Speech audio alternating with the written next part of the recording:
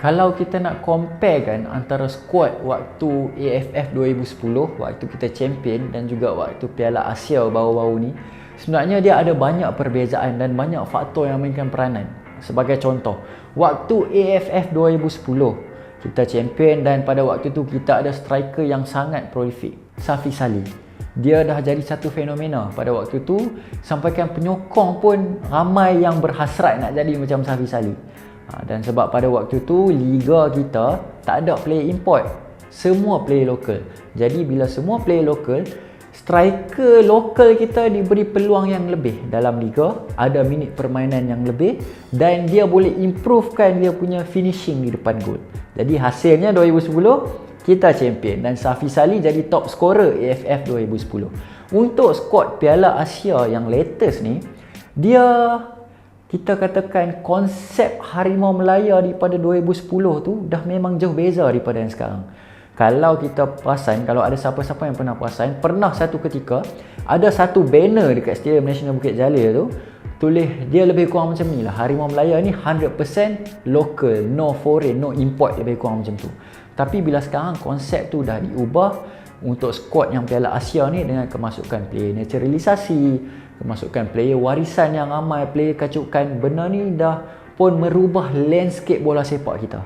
Kalau kita tengok 2010, majoriti player muda dan juga semua player lokal.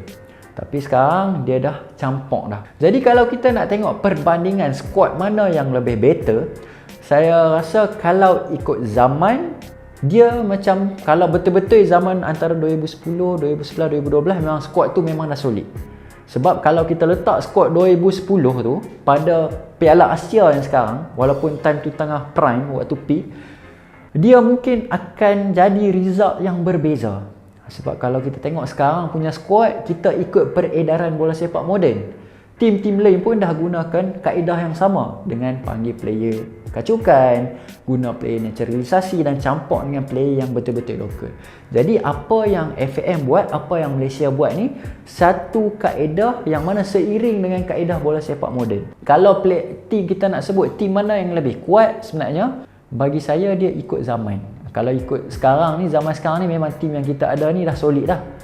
Mungkin cuma ada beberapa aspek lagi lah yang kita kena tambah baik. Solid tapi tak perfect. Ada beza. Sebab sekarang yang mungkin benda yang jadi kepincangan, kita ketandusan local striker. Macam sekarang ni kita ada Darren Lock, kita ada Syafiq Ahmad. Itu pun minit permainan dia agak kurang dalam liga. Dan kebanyakan tim dekat Liga Malaysia ni lebih mengutamakan import player. Jadi bagi saya, kedua-dua tim ni kalau kita nak bandingkan terus secara direct, dia agak tak fair sebenarnya. Tapi kalau ikut zaman, tim yang kita ada tu 2010 dan 2023, 2024 sekarang ni memang solid lah seiring dengan keadaan bola sepak di sekitar Asia dan Asia Tenggara. Kalau kita ada peluang untuk nak tarik player daripada squad 2010 pada waktu peak dia untuk main dengan squad Piala Asia ni yang baru lepas saja ni, ada beberapa player yang sebenarnya saya agak terkilan atau ralat. Awal lah dia ni dah habis waktu peak dia. Sedangkan pada waktu peak dia, kalau dia ada dalam squad Piala Asia ni, saya rasa memang squad kita lagi menjadi. Tapi kalau anda nak bina squad anda sendiri, anda boleh dapatkan Tycoon dan cuba create squad impian anda.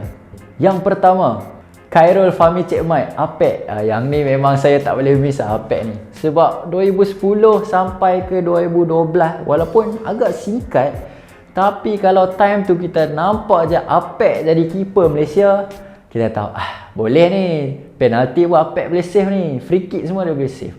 So bila kita dah main di satu level yang lebih tinggi di Piala Asia, dengan keadaan Apek yang waktu dia peak, saya rasa lagi best kita tengok kita punya defensive line. Sebab pada waktu peak Apek tu kan, tak ada siapa boleh kacau tempat dia sebagai first keeper national team. Sampai sekarang dia masih lagi main. Cuma zaman prime dia dah habis. Dan sekarang ni Apek beraksi bersama Sabah dalam AFC Cup pun ada main. Masih lagi di peringkat yang tertinggi. Tapi kalau untuk level international ni dah agak kurang lah disebabkan oleh faktor umur dan sebagainya. Yang kedua, Safiq Rahim.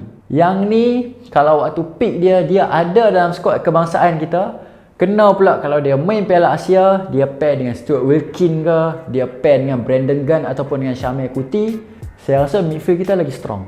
Sebab kalau kita tengok game kita previous lawan Jordan dan juga lawan Bahrain ataupun lawan Korea sekalipun, kita kena akui yang midfield kita ni agak lopong. Kalau macam game lawan Korea, saya nampak yang betul-betul buat kerja Stuart Wilkin, Brandon Gunn. Kalau kita ada Syafiq Rahim, especially free kick specialist kan, bila kita dapat dead ball situation tu, dia boleh jadi satu advantage untuk kita dekat Piala Asia itu. Dan yang ketiga, striker tambahan. Of course lah, kita perlukan Safi Salih. Dia punya ketajaman di depan gol tu memang kita sangat-sangat tagihkan lah.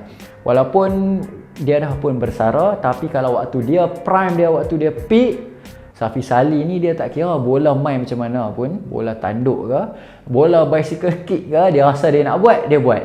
Dia berani. Sebagai seorang striker, dia kena berani. Dan kita ada backup lah juga untuk striker macam sekarang ni. Kita punya option untuk attacking force agak limited. Sampaikan Romel Morales ataupun Paulo Josue jadi striker, sedangkan itu bukan natural position mereka. Tapi mereka terpaksa beraksi sebab kita ketandusan di posisi striker. Jadi itu 3 player lah yang saya boleh katakan, kalau tu zaman prime mereka daripada squad 2010, kita boleh ambil masuk squad Piala Asia. Saya rasa squad Piala Asia kita akan jadi lebih solid.